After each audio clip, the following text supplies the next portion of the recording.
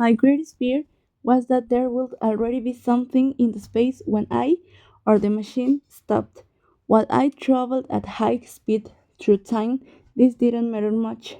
I seemed to move like a gas through other things, but when I stopped, I would put myself into whatever lay in my way.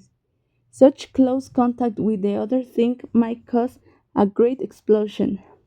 I had thought of this possibility again and again while I was making the machine, but then I had cheerfully accepted it as one of the necessary dangers that a man must face. I wasn't as cheerful now when I couldn't escape it.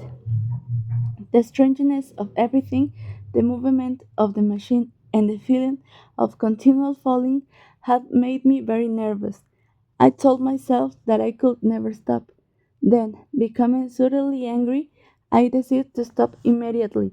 Like a fool in a hurry, I pulled over the lever, the machine turned over, and I was thrown through the air. There was the sound of thunder in my ears.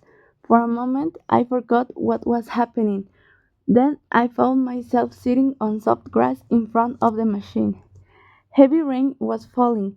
Everything still seemed gray, but soon I noticed that the confusion in my ears was gone. I looked around me. I was on a small lawn surrounded by bushes. Their purple flowers were dropping under the beating of the heavy rain. In a moment I was wet to the skin. A fine welcome, I thought, to a man who has traveled so many years to see you. Soon I stood up and looked around me. Through the heavy rain I could see an enormous figure cut, perhaps out of white stone, but the rest of the world was unclear. As the rain became lighter, I saw the white figure more clearly. It was very large. A tree touched its shoulder. It was shaped a little like a sphinx with spread wings and seemed to be flying. The pedestal seemed to be made of metal and had turned grey with age. I stood looking at the figure for some time.